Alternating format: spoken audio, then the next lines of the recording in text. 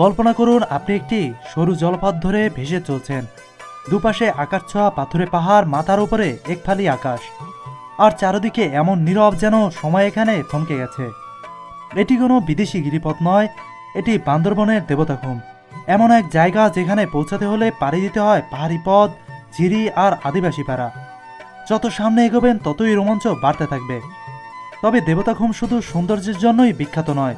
স্থানীয়দের বিশ্বাস আর ঘুমের গভীরে লুকিয়ে আছে রহস্যময় দেবতার গল্প। সত্যি নাকি লোককাহিনী?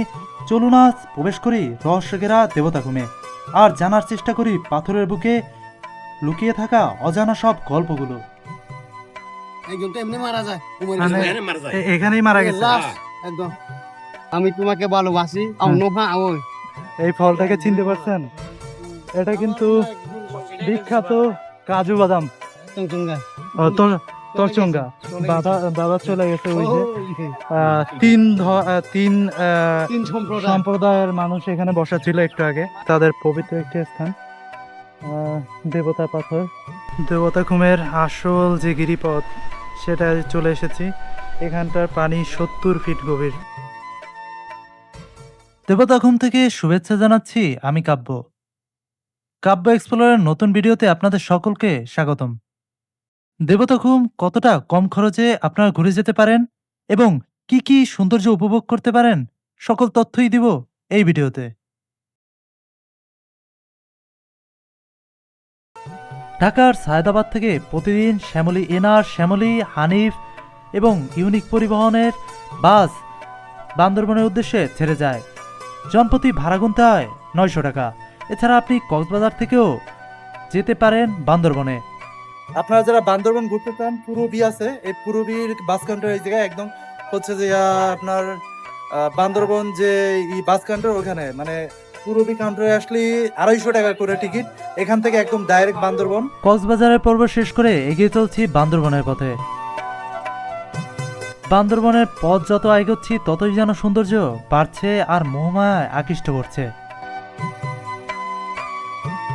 বান্দরবনে পৌঁছে একটি সিঙ্গেল বেড নিয়ে নেই হোটেল পুবানিতে 350 টাকায়।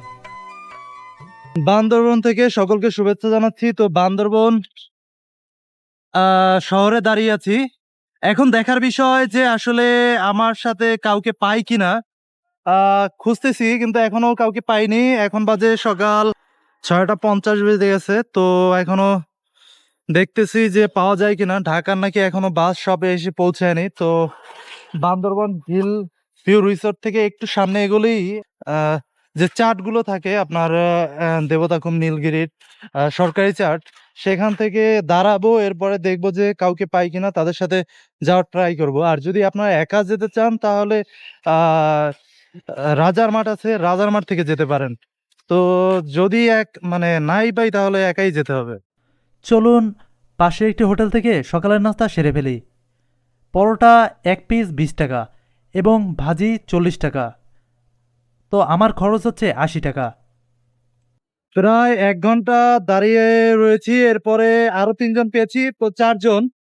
তো ওরা বলতেছে যে আরো কিছুজন অ্যাড হলে তাহলে আমরা একটা চাঁদের গাড়ি নিয়ে যেতে পারবো দেবতাখুম। আর যদি না পাই তাহলে আমরা সিএনজি নিয়ে চলে যাবো। 2000 টাকা সিএনজি ভাড়া, 500 টাকা জনপ্রতি পড়বে। চার্ট অনুসারে যদি ভ্রমণ করেন তাহলে কিন্তু একটু বেশি টাকাই গুনতে হচ্ছে। আপনারা যদি এই সামনে দাঁড়িয়ে এখান থেকে যদি গাড়ি রিজার্ভ করে নেন তাহলে কিন্তু আরো কমে যেতে পারবেন, একটু দরদাম করে। তো সকাল থেকে 2 ঘন্টার মতো দাঁড়িয়েছিলাম। এরপরে এই যে ভাইয়াদের 3 জনকে পেয়েছিলাম, তো তাদের সাথেই যোগ হয়েছে। তো এখন যাচ্ছি দেবতাখুম। সিএনজি ভাড়া 2000 টাকা।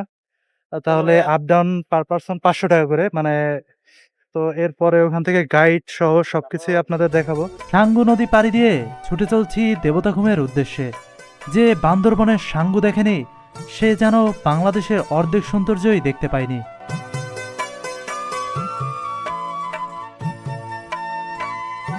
যত এগোচ্ছি তত যেন পাহাড়ের রূপ আর বৈচিত্র্যময় এখানকার জনজীবন চোখে পড়তে শুরু করেছে। দেখুন সবুজে ঘেরা পাহাড়, আর তার পাশ থেকে আমাদের সিএনজিটি ছুটে চলছে। কোথাও কোথাও আগুন দিয়ে পুড়িয়ে ফেলা হয়েছে পাহাড়। যত এগোচ্ছি তত যেন পাহাড়ের সৌন্দর্য আরো বেড়েই চলছে, মুগ্ধ করছে সকলকেই। রোয়াংছড়ি আর মাত্র 7 কিলোমিটার। এই 7 কিলোমিটার যেন আরো সৌন্দর্যের ঠাসা। আপনি এই 7 কিলোমিটার যতই এগোবেন ততই আপনার চোখে ধরা দিতে শুরু করবে সৌন্দর্যের লীলাভূমি।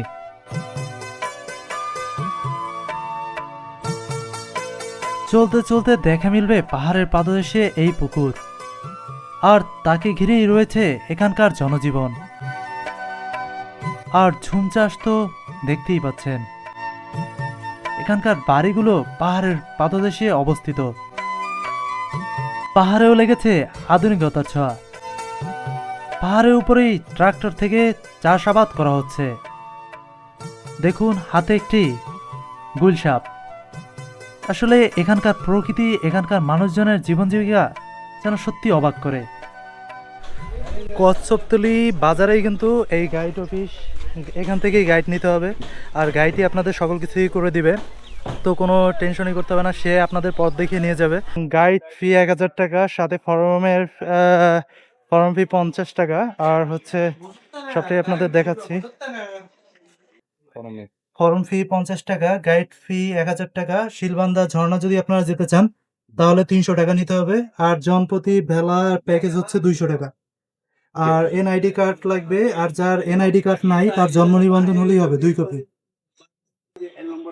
তো এখানে আসলেই এই যে গাইড অফিস আছে, এখান থেকে আপনারা গাইড নিতে পারবেন। আর গাইড কিন্তু বাধ্যতামূলক, তাতে 6 জন হন আর 4 জন হন বা 1 জন হন, গাইড কিন্তু আপনাকে নিতেই হবে। তো এই দাদা হচ্ছে আমাদের গাইড। দাদা আপনার নাম? দীপ্তিরা। জি, দীপ্তিরা। দীপ্তিরা। হুম। ও, আপনি এখানেই সব সময় থাকেন? জি। তো আপনারা এখানে আসলেই দাদাকে পাবেন। চাইলে দাদার সাথেও আপনারা ট্যুরটা করতে পারেন দেবতা ঘুমের। তো এই হোটেল থেকে দেবতা ঘুম যাওয়ার আগে আর কি খাবারের অর্ডারটা দিয়ে যেতে চাই, কারণ হচ্ছে বের হয়ে খেতে হবে। তো এর জন্য এখান থেকেই অর্ডার করতে হবে আগে, না হলে কিন্তু খাবার আপনি পাবেন না। এর জন্য লিরাগাঁও অ্যান্ড রেস্টুরেন্ট, এই হোটেলের মোটামুটি খাবারের মান নাকি ভালো, তো এখান থেকেই অর্ডারটা দিব। তো কচ্ছপতলি বাজার থেকে এখন আবার গাড়িতে করে রওনা দিলাম দেবতা ঘুমের উদ্দেশ্যে।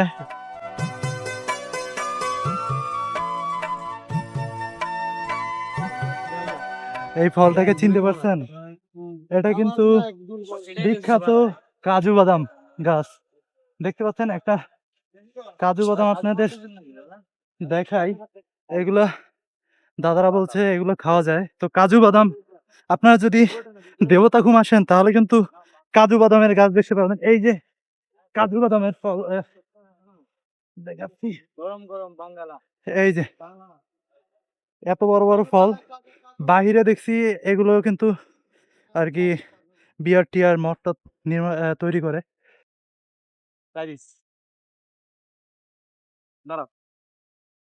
হুম, মজা আছে না? হুম, এই যে এত মিষ্টি অনেক। আমি এই যে যাইতে পারো ভাইয়া। এই যে কাজু বাদাম, একদম পাকা পাকা কাজু বাদাম। আর এই ভাই মিস ছিল, তাকে তো এখন দেখতে পাচ্ছেন। হুম।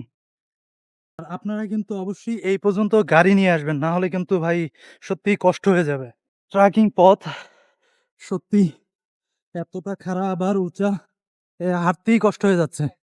কতটা খাড়াই এবং কতটা উতরাই সেটা যদি না আসেন সত্যি ভিডিওতে আপনি কখনোই বুঝতে পারবেন না। আর দেবতা ঘুম সত্যি আসবেন জীবনে একবার হলো।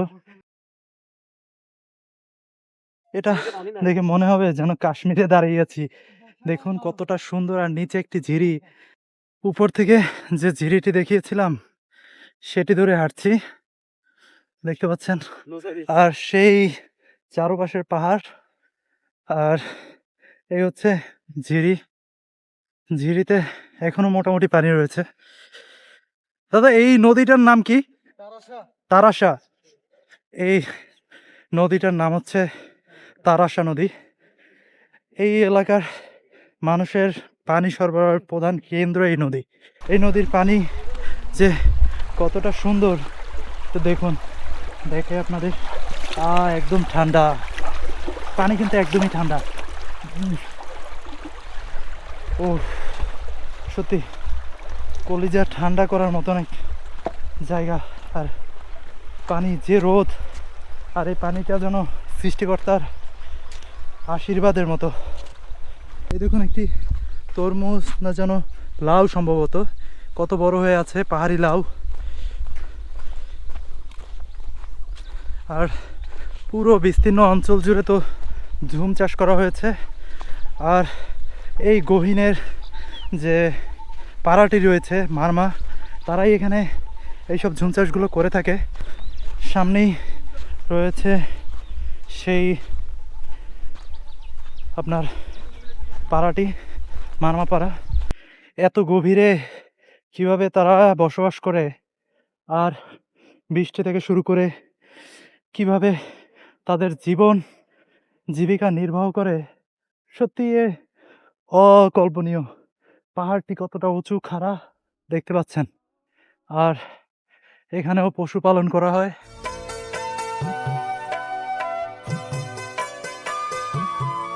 রোয়াংছড়ির অপরূপ সৌন্দর্য দেখতে দেখতে চলে এলাম দেবতাখুম। চলুন বাকি পথটুকু আপনাদের সাথে এগোতে শুরু করি। দেবতাখুমের গিরিপথের পাশ ধরে আপনারা যখন হাঁটবেন তখন একটু সাবধানে চলাফেরা করবেন। এখানকার যে পরিবেশ পুরো স্যাঁতস্যাঁতে। দূর থেকে দেখতে পাচ্ছি নৌকা আসছে, চলুন নৌকায় উঠে পড়ি। দেবতাখুম কিন্তু নৌকায় করে যেতে হয়। চলুন তাহলে নৌকায় উঠে পড়ি।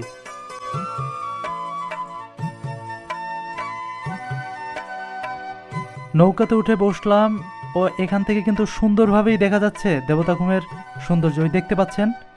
আর এই হচ্ছে যাওয়ার আগের যে সৌন্দর্য, সেটা আপনারা দেখতে পাচ্ছেন। দেখতে দেখতে চলে এলাম দেবতাখুমে। চলুন খুমের সৌন্দর্য উপভোগ করার আগে এখানকার রহস্য ঘেরা কিছু অতীত জেনে আসি। ওরা যে বিভিন্ন জায়গা থেকে আসছে আর কি, সিলবান্ডা পাড়াতে আছে, উনি তো সিলবান্ডা পাড়াতে। ও এই কাকা শিলবান্ধা পাড়া। কি আমার আমার তো এরকম তো না, এবার তো আমার ওই গ্রামে তো বাড়ি আছে আচ্ছা আচ্ছা, তাইলে মানে আপনি এখানে কখনো মাছ ধরতে আসেন নাই? না। মানে এর আগে আপনি শুনছেন যে এখানে মানে ই আছে, জিন আছে? আগে তো দেবতা। আগে তো দেবতা। দেবতা আছে, হুম, এখনই আছে, দেখা নাই তো। মানে আপনি কখনো দেখেন নাই? না। দেখেন যে উনি তো মারা যান। ও মানে যে দেখবে সেই মারা যাবে।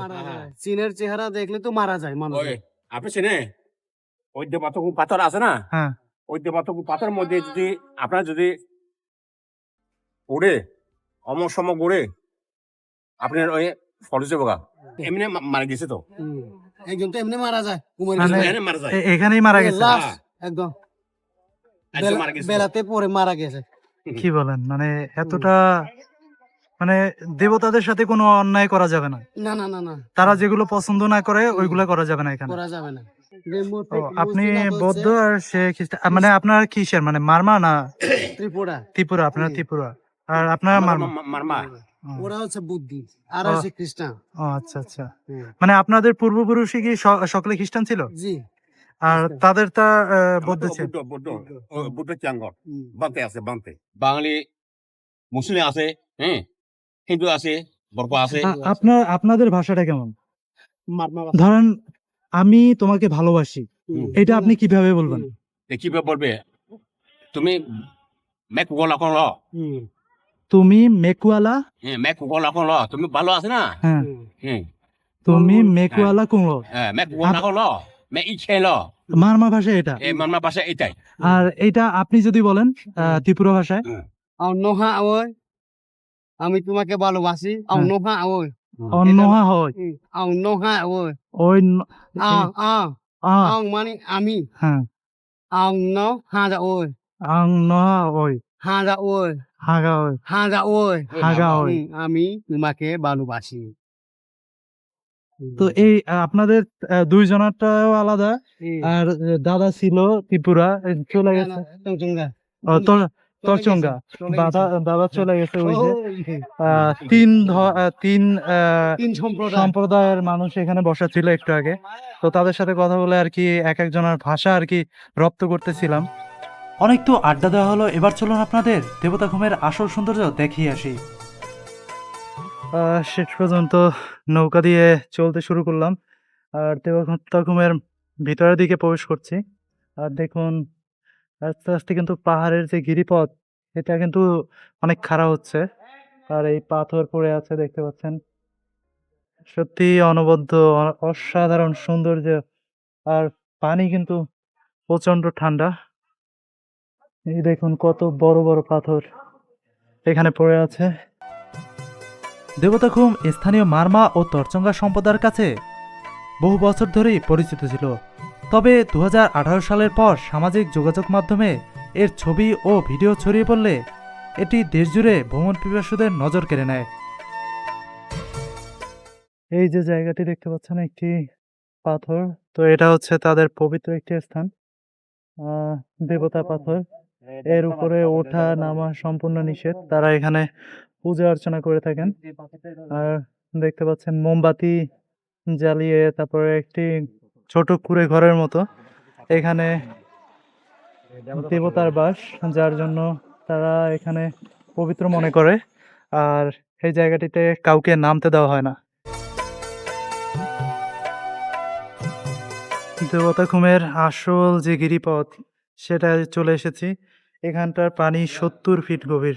চিন্তা করুন 70 ফিট, প্রায় অনেক নদীর পানি 70 ফিট না, 30 ফিট 40 ফিট, সেখানে এই জায়গাটি 70 ফিট, মানে অকল্পনীয়। মানে এখানে যদি মোটামুটিভাবে কেউ পড়ে যায় তাহলে যে কি অবস্থা হবে, বা যে সাঁতার না জানে তার, যে সাঁতার জানে বা এখানে কিন্তু ভয় লাগে, একটি ভয়ের কাজ করে।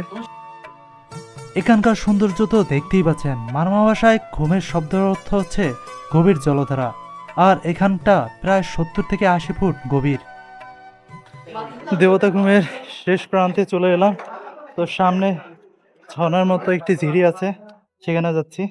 তো এই হচ্ছে পথ।